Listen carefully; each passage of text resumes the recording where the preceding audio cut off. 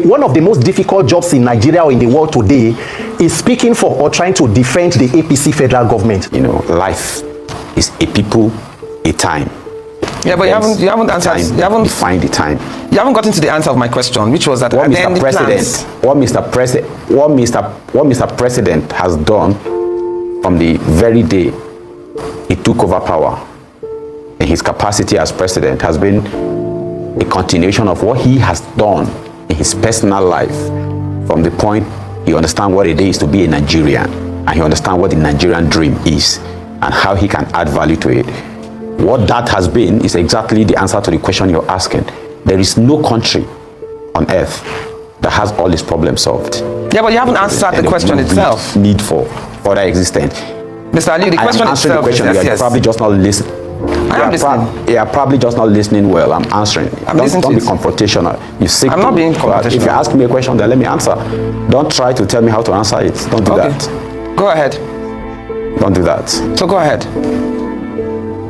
We've had an economy that we all agree has been managed poorly and wrongly for decades. We had a population that, as we currently speak, increases by at least a child is born within 7 seconds. That's an increased responsibility, and we think we have enough oil. The highest amount of oil we've ever pumped out was in 2006 or sometime 2007, 2.5 million barrels per day. We can't even do that now as a result of lack of efficiency and effectiveness.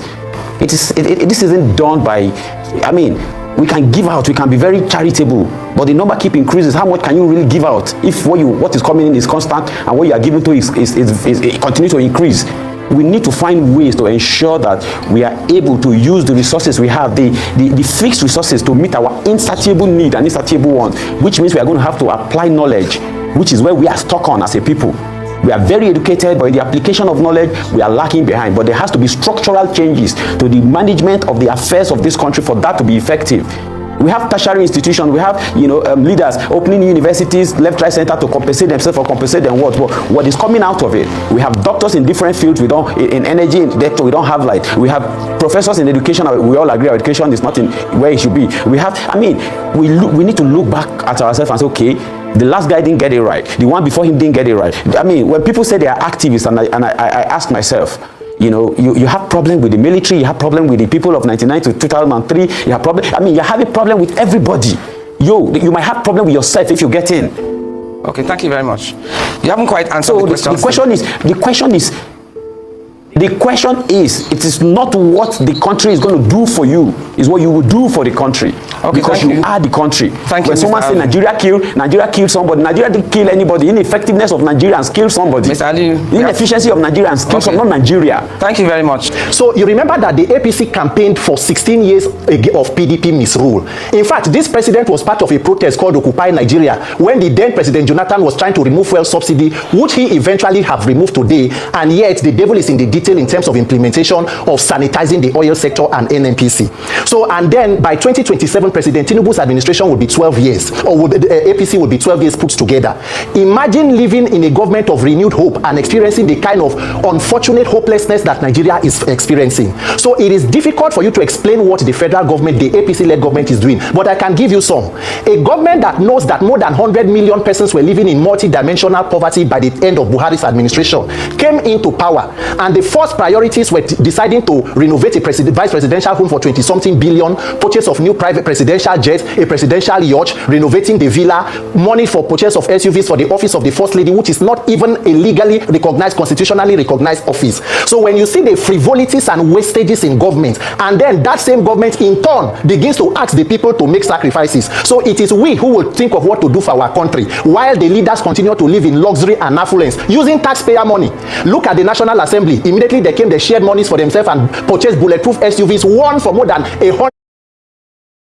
Yet the minimum wage of that country is 70,000 naira, and that is the country where leaders are still demanding sacrifice from the people. So at what point does this sacrifice end? At what point does President Tinubu, his cabinet, the senators and his government begin to make sacrifices? The president is a former governor. He's on life pension from Lagos State. The vice president is a former governor. The senate president is a former governor. So with all the resources that are shared, 60% of Nigeria's corruption is administrative, inflation of government contract, budget padding. Who is sanitizing and fighting that corruption?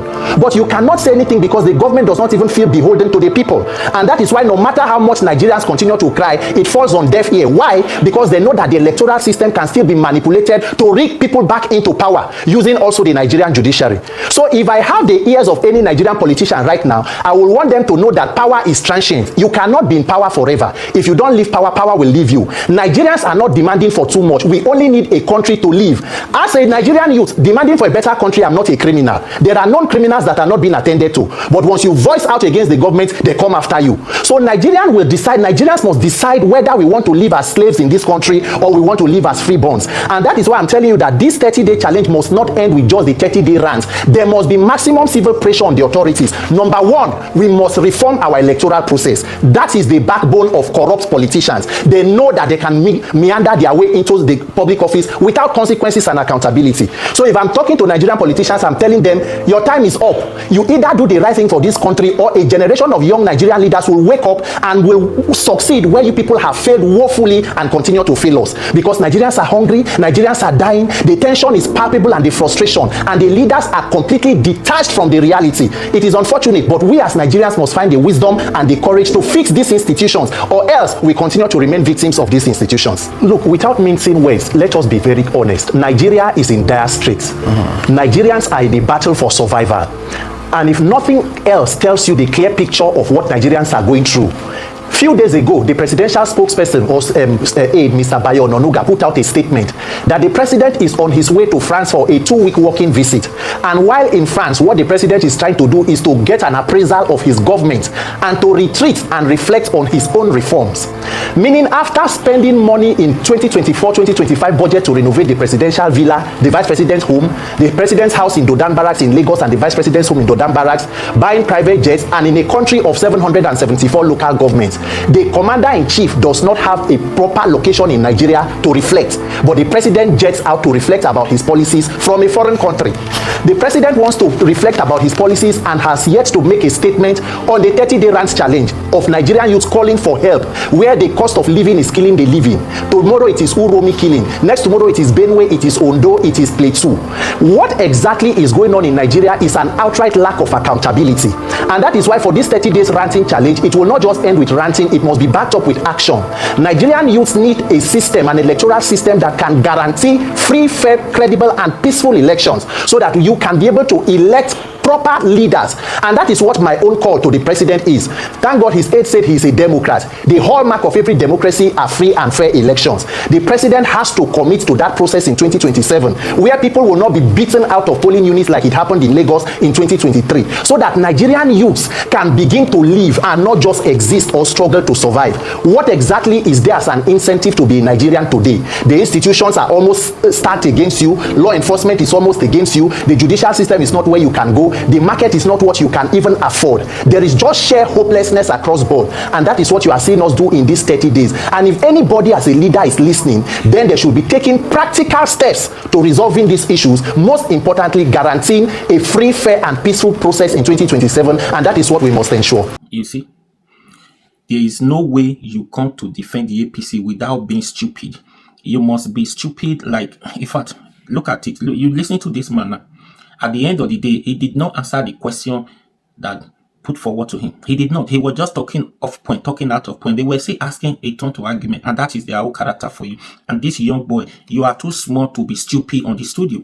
Yes, you are too small, because you have opportunity, you are connected, you are doing well because of where you are now. You are APC. You are in one position. I don't know the position you are currently in. It's favoring you at your age. You are supporting evil because it favors you. That's it. They ask you a question. They're always like that. They want to fight the journalists interviewing them. They are always like that, and they never answer question. What can you spot the difference between the two of them? At least now you spot the difference between the both of them. That's APC for you. They are ready to fight anytime because they are defending failure. Failure. It's not easy to defend failure. It's not easy. Do you understand? It's just like you went to school where your mates, others with let's say grade A, B, grade ABC, grade ABC. You with D, E, you have D, you have E. Then they're asking you question. You try to defend it. The reason why you are not able to, the reason why you are having the D, you are telling us the D you have is better than A, B. That's what they are doing. Try to tell us now. You that have E, you are better than. I know it's not by certificate, though. I'm just using that as an example here, but that's APC for you. Do you understand? So you see, you spot the difference. Look at this guy, Peter. Very good, brilliant guy, very good. And the guy has really been advocating, speaking loud. That's why everybody needs to speak out. The government, you don't die in silence. You don't die in silence. Just imagine. And this boy, you are too young. You are too young to come and fool yourself on the national TV. You are too young for this. Because you have opportunity to be there. If it is an elderly man, I'll say, okay, well, it just dead. It doesn't have anything to lose again. And your children, even if you are married, your children are still very young, isn't it? And you are supporting this evil. You are telling us to believe in this administration, this failed government, this failed administration, telling us as if we don't know. Then they are always right. They are always right every time you see them on the studio. And it's going to get worse. Be patient. Next year, should be the campaign. After primary next year, and after primary next year, before December next year, the campaign will start again, isn't it? You are going to see more of this. You are going to see more of this. At that time, it's going to be very serious. If you see any senator, see the way they do me, self, you just see any senator for road now, make come say face to face, you they see them like this face to face, now then they talk rubbish like this. Now just to collect uppercut, say, okay, wait, they worry you, you like too much. You don't understand. Now there they go. No, this page is not supporting violence. Nobody is supporting violence, but because of what these people, APC members, are doing, spilling out. So that's why we are speaking like that. The way they give it to us, we give it to them back, just for them to understand that people are not smiling. The country is, in fact, we don't even know if we have a president in this country, because we can see what is going on. If you have a president in the country wouldn't be all this evil. What is going on across the regions now? You couldn't be seeing all this now happening at all the region every time, talking about this every time, because we don't have active president. So I don't know. It's part of all this problem now. Is in France doing a performance appraisal. Just imagine. In fact, there's nothing to say. This guy set it up. In fact, set it up. Nice one. Anyways, what do you think? At the end of the day, he did not answer the question. He wants us to believe that they are doing well, telling us stories. Like the other one came, that the Fashua, that one, saying that Nigeria is better than, or is doing well than America. Just imagine. They talk nonsense. They talk out of point. Because what would you do then? They said it. There's nothing. That's why. Anyways, please, I don't even have time for this video. Please share this video. Country is breeding. They read the East. The south, the east is breeding insecurity. See the north. Everywhere, poverty, the level of poverty is when you want to fight the insecurity. How many? The hunger. Do you know what is hunger? Hunger that makes a lot of people do what they not ought to have done. That's why you see all these problems. Hungry man is an ugly man. Do you understand?